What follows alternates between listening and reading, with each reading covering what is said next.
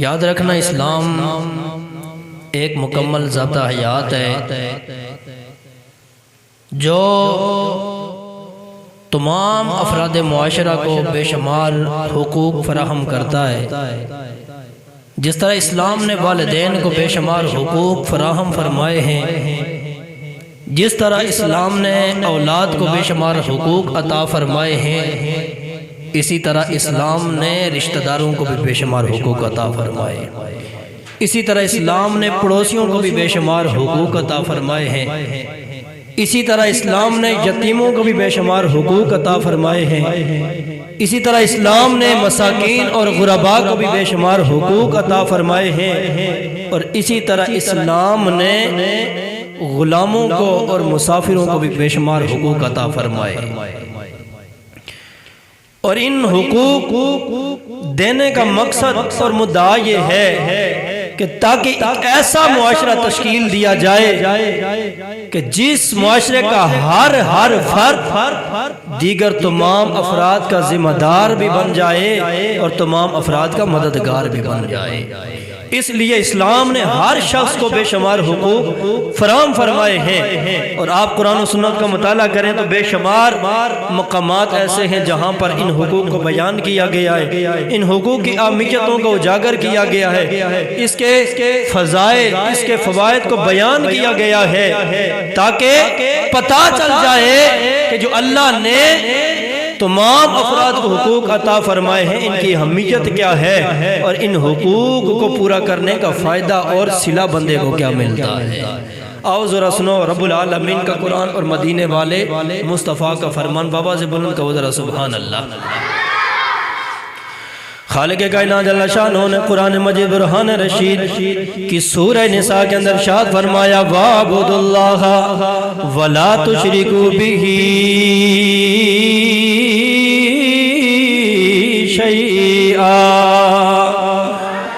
وَبِالْوَالِدَيْنِ إِحْسَانًا وَبِذِي الْقُرْبَى وَالْيَتَامَى وَالْمَسَاكِينِ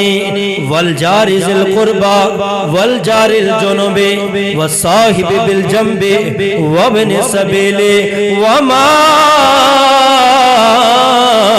ملكت أيمانكم إن الله لا يحب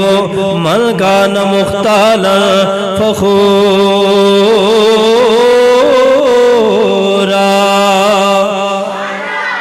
اللہ رب العالمین نے فرمایا، وَاعْبُدُوا اللَّهَ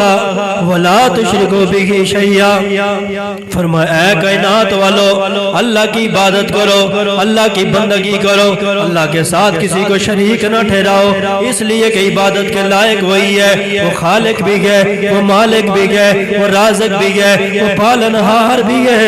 وہ معبود حقیقی بھی ہے۔ اس لیے کائنات والو اپنے رب کی بندگی کرو، اپنے رب کی عبادت کرو، رب العالمین کی بارگاہ میں اپنی جبین نیاز کو جھکاؤ۔ پہلے بندگی کی بات کی، اپنی عبادت کی بات کی، اس کے ساتھ ہی رب العالمین جل شانہ نے حقوق العباد کی بات بیان فرمائی۔ اللہ رب العالمین نے اپنے بندوں کے حقوق بیان فرمائے۔ رب العالمین نے سب سے پہلے والدین کی بات کی ہے۔ رب العالمین نے فرمایا، وَبِالْوَالِدَيْنِ إِحْسَانًا،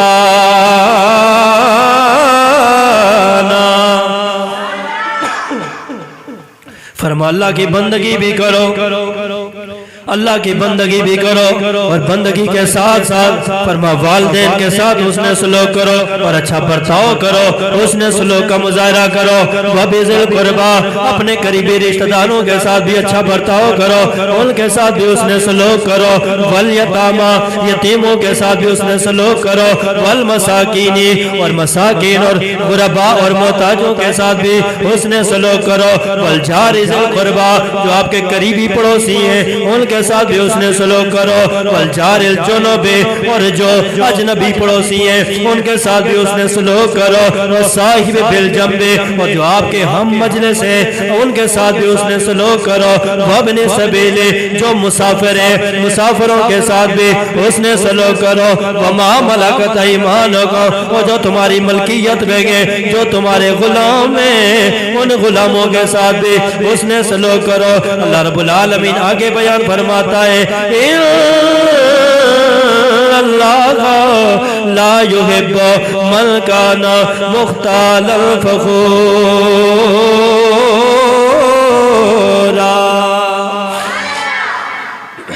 فرما بے شک اللہ رب العالمین تکبر کرنے والوں کو اور فخر کرنے والوں کو پسند نہیں فرماتا ہے۔ اب دیکھیں پہلے اللہ نے اپنی بندگی کی بات کی کہ میری بندگی کرو، میرے ساتھ کسی کو شریک نہ ٹھہراؤ۔ اس کے بعد اللہ نے حقوق العباد کی ایک لمبی فہرست بیان فرمائی ہے۔ سب سے پہلے اللہ نے فرما کہ والدین کے ساتھ اس نے سلوک، نمبر 2 اللہ نے فرما رشتہ داروں کے ساتھ اس نے سلوک، نمبر 3 اللہ نے فرما یتیموں کے ساتھ اس نے سلوک، نمبر 4 اللہ نے فرما مساکین کے ساتھ اس نے سلوک، نمبر 5 فرما جو قریبی پڑوسی ہیں ان کے ساتھ اس نے سلوک، نمبر 6 فرما جو اجنبی پڑوسی ہیں ان کے ساتھ اس نے سلوک، نمبر 7 فرمایا جو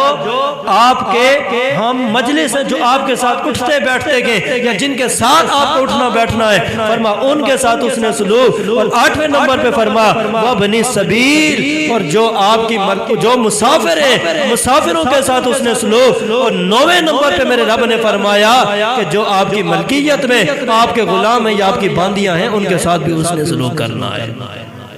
پہلے اپنی بندگی کا آرڈر دیا اور اس کے ساتھ 9 بندوں کے اللہ نے حقوق بیان فرمائے، فرمائی 9 ہستیوں کے ساتھ آپ نے اس میں سلوک کرنا ہے، اچھا برتاؤ کرنا ہے۔ اور یہ اچھے برتاؤ کا حکم دے کر، صلہ رحمی کا حکم دے کر اللہ رب العالمین آگے فرماتا ان اللہ لا يحب من کان مختالا فخورا، فرما جس کے اندر تکبر ہے، اکڑ ہے، گھمنڈ ہے، یا جس کو اپنے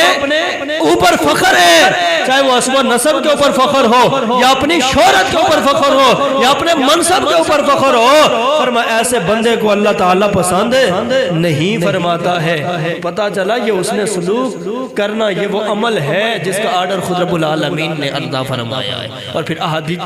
اس کو اٹھاؤ تو درجنوں احادیث ایسی ہیں جن کے اندر میرے آقا حضور نے اس نے سلوک کا آرڈر دیا ہے۔ آؤ سنو چند ایک حدیثیں آپ کی سماعتوں کی نظر کرتا ہوں، بابا سے بلند کہو ذرا سبحان اللہ۔ میرے آقا حضور سرکار مدینہ صلی اللہ علیہ وسلم کے غلام و جناب ابو ہریرہ رضی اللہ تعالیٰ عنہ سے مروی ہے، میرے آقا حضور سرکار مدینہ صلی اللہ علیہ وسلم نے فرمایا جو بندہ اللہ پر ایمان رکھتا ہے اور جو بندہ آخرت پر ایمان رکھتا ہے، میرے آقا نے فرمایا اسے چاہیے کہ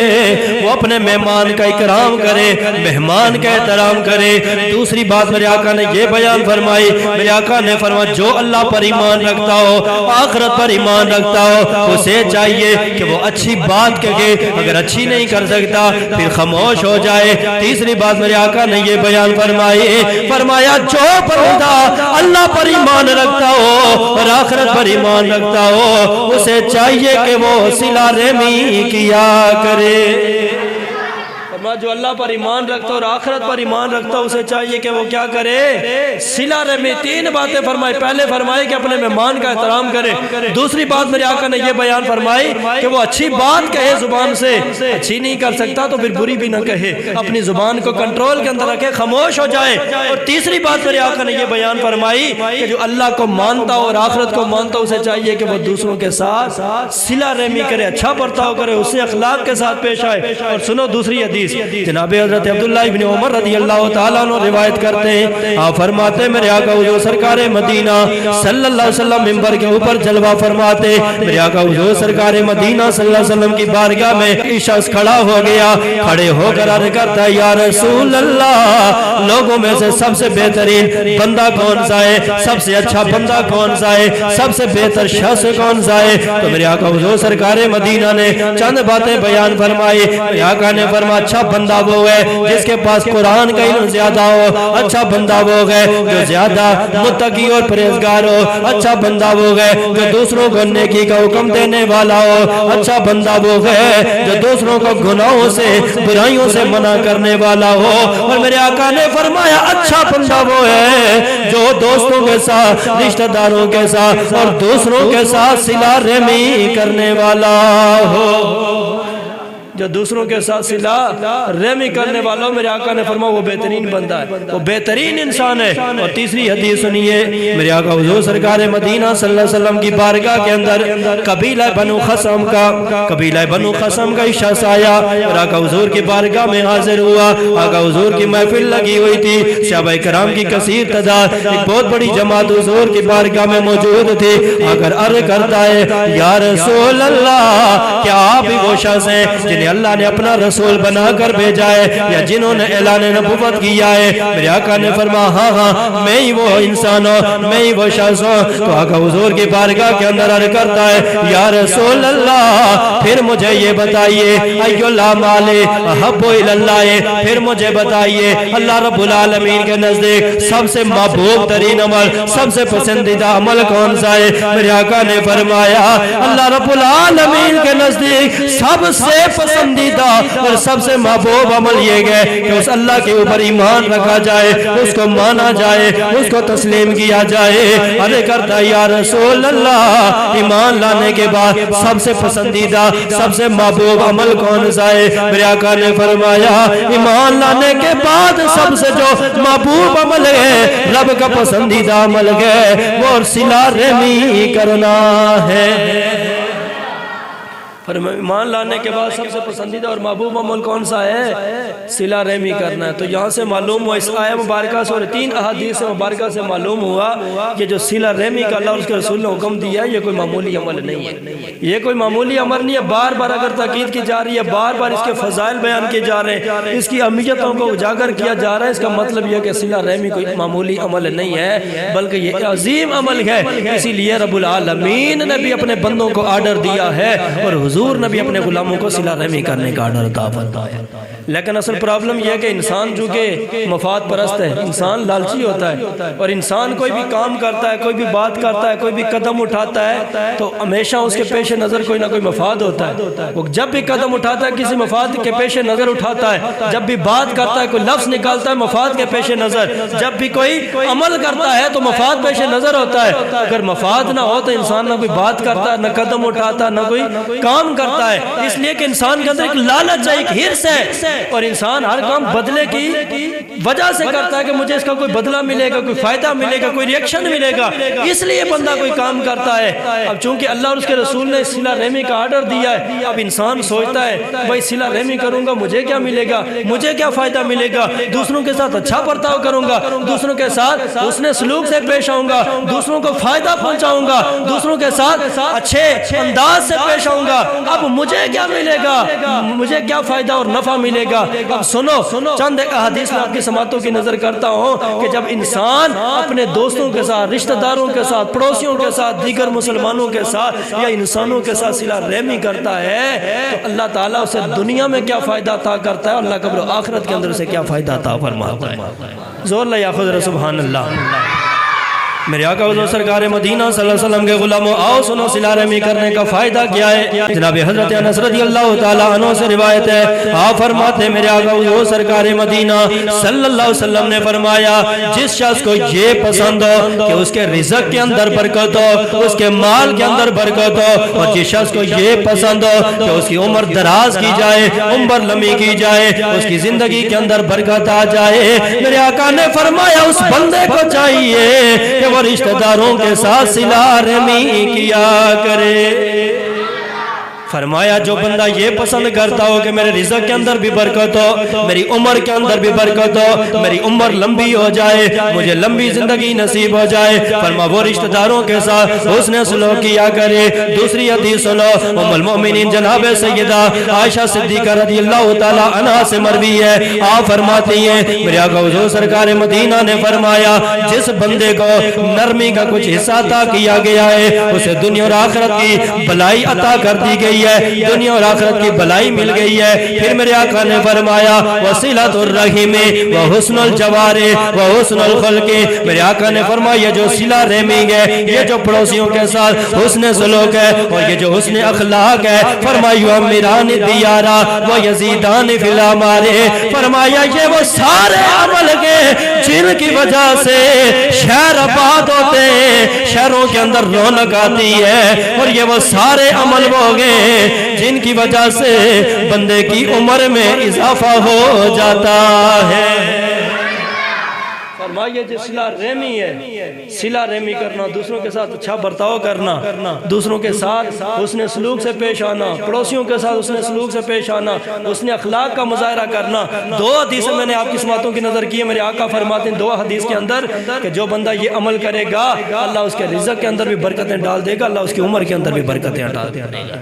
اس کی رزق کے اندر بھی برکت آئے گی، عمر کے اندر بھی برکت آئے گی۔ اور تیسری بات میرے آقا نے یہ بیان فرمائی کہ فرمایا اس سے شہر آباد ہوں گے، شہروں کی رونق کے اندر مزید اضافہ ہو جائے گا، شہروں کے اندر رونق آ جائے گی۔ اور آج شہر کیوں ویران پڑے ہیں، شہروں کے اندر کیوں کات پڑا ہوا ہے؟ وجہ یہ ہے کہ آج اس نے اخلاق ختم ہو چکا ہے، آج یہ صلہ رحمی ختم ہو چکی ہے، آج ہر طرف قطع تعلقی کا سلسلہ جاری و ساری ہے، ہر طرف دوسروں کے حقوق کی پامالی کا سلسلہ جاری و ساری ہے۔ یہی وجہ ہے کہ نہ جان عمر کے اندر برکت ہے، نہ جان کے اندر برکت ہے، نہ رزق کے اندر برکت ہے، نہ ہی ہمارے شہر آباد ہو رہے ہیں۔ تو میرے آقا حضور نے نسخہ بتا دیا، اگر شہروں کو آباد کرنا چاہتے ہو، شہروں کی رونق میں اضافہ لانا چاہتے ہو، عمر کے اندر برکت لانا چاہتے ہو، اپنے رزق اور کاروبار کے اندر برکت لانا چاہتے ہو، تو رشتہ داروں کے ساتھ، پڑوسیوں کے ساتھ، دیگر مسلمانوں اور انسانوں کے ساتھ تم نے صلہ رحمی کرنی ہے۔ کیا کرنا ہے جی؟ صلہ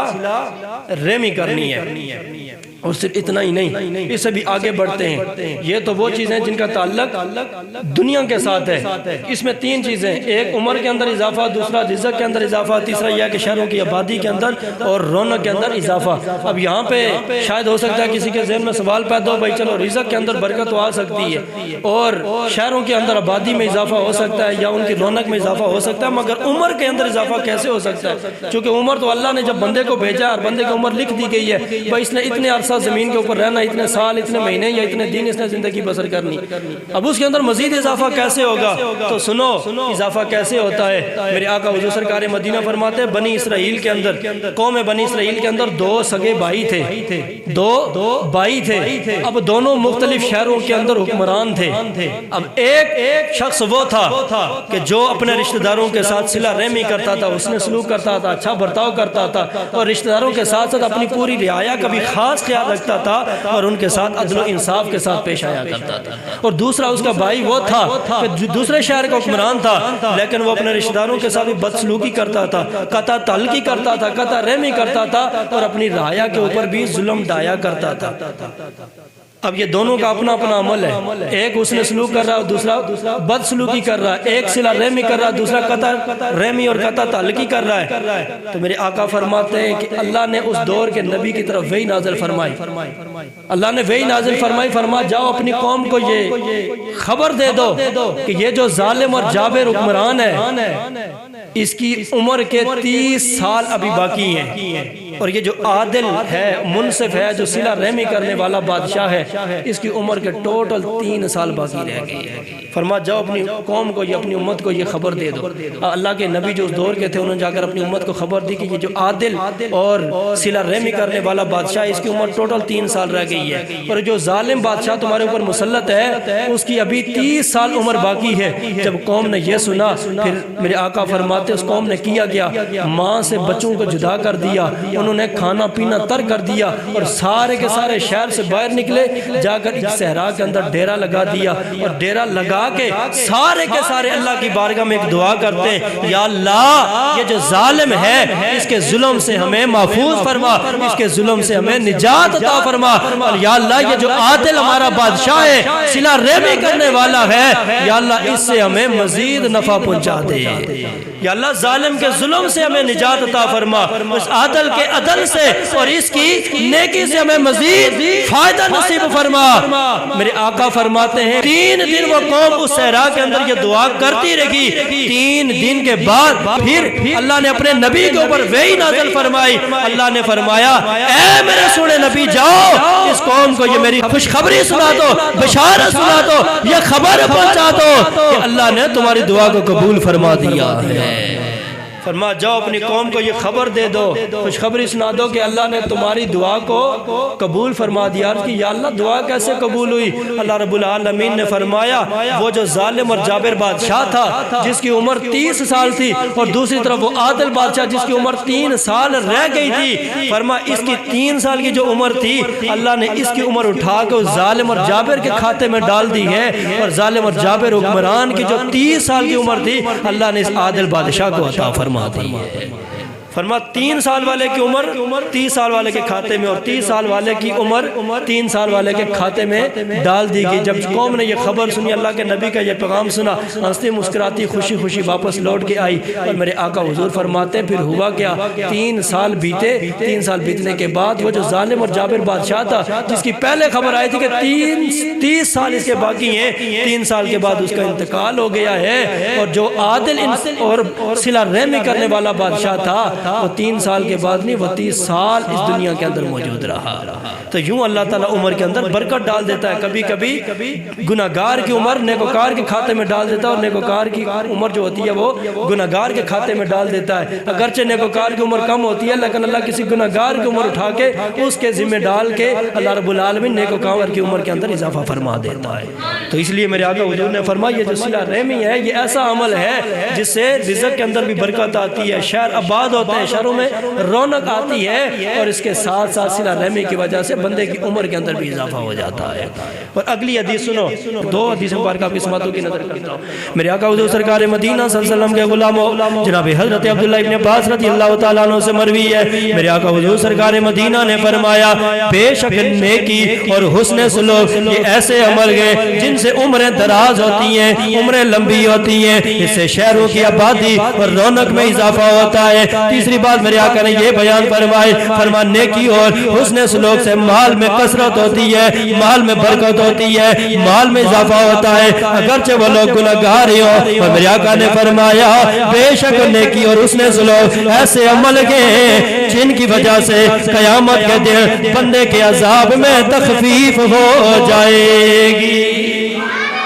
فرمان نیکی اور حسن سلوک ایسے عمل ہے جن کی وجہ سے قیامت کے دن بندے کے عذاب میں تخفیف ہوگی۔ بندہ کتنا ہی گناہگار کیوں نہ ہو، لیکن اگر وہ لوگوں کے ساتھ حسن سلوک سے پیش آتا ہے، اچھا برتاؤ کرتا ہے، صلہ رحمی کرتا ہے پڑوسیوں کے ساتھ، رشتہ داروں کے ساتھ، دیگر انسانوں کے ساتھ، تو اللہ تعالیٰ قیامت کے دن اس کے عذاب کے اندر تخفیف فرما دیں گے، عذاب کو ہلکا فرما دیں گے۔ اگلی روایت سنیے، میرے آقا حضور سرکار مدینہ صلی اللہ علیہ وسلم کی بارگاہ کے اندر ایک عربی آیا، میرے آقا حضور اونٹنی کے اوپر سوار تھے، وہ عربی قریب آیا، آ کر میرے آقا حضور سرکار مدینہ صلی اللہ علیہ وسلم کی اونٹنی کی مہار کو، اس کی لگام کو پکڑ لیا اور عرض کرتا یا رسول اللہ مجھے ایک ایسا عمل بتائیے جو عمل مجھے جنت کے قریب کر دے اور جہنم سے دور کر دے۔ یا رسول اللہ ایسا عمل بتائیے جو جنت کے قریب کر دے اور جہنم سے دور کر دے۔ میرے آقا حضور سرکار مدینہ رک گئے، پھر صحابہ کی جانب متوجہ ہو کر میرے آقا نے فرمایا اے میرے صحابہ یہ وہ بندہ ہے جس کو ہدایت عطا کر دی گئی ہے یا جس کو نیکی کی توفیق دی گئی ہے۔ پھر میرے آقا حضور سرکار مدینہ اس بندے کی جانب متوجہ ہوئے، میرے آقا نے فرمایا اے بندہ خدا تو نے کیا سوال پوچھا تھا؟ پھر عرض کرتا ہے اے مدینے کے تاجدار سوال یہ تھا یا رسول اللہ مجھے کوئی ایسا عمل بتا دیجئے جو جنت کے قریب کر دے جہنم سے دور کر دے۔ میرے آقا حضور سرکار مدینہ نے فرمایا اے بندہ خدا اگر جنت کے قریب ہونا چاہتے ہو تو اللہ کی عبادت کرو، اس کے ساتھ کسی کو شریک نہ ٹھہراؤ، نماز بھی قائم کرو، زکوٰۃ بھی ادا کرو، اور اس کے ساتھ ساتھ مسلمانوں کے ساتھ، پڑوسیوں کے ساتھ، رشتہ داروں کے ساتھ صلہ رحمی بھی کیا کرو۔ فرما اللہ کی عبادت بھی کرو، نماز بھی پڑھو، زکوٰۃ بھی ادا کرو، اور اس کے ساتھ ساتھ اللہ کے بندوں کے ساتھ صلہ رحمی کیا کرو۔ فرما یہ جو عمل ہے یہ تمہیں جنت کے قریب کر دے گا اور جہنم سے تمہیں دور کر دے گا۔ تو یہ 5 فائدے ہو گئے صلہ رحمی کے۔ پہلا فائدہ رزق کے اندر برکت، دوسرا یہ ہے کہ جان کے اندر، عمر کے اندر برکت، تیسرا یہ ہے کہ شہروں کی آبادی اور رونق میں اضافہ، چوتھا یہ ہے کہ عذاب میں تخفیف ہوگی، اور 5واں فائدہ یہ ہے کہ بندہ جنت کے قریب ہو جائے گا۔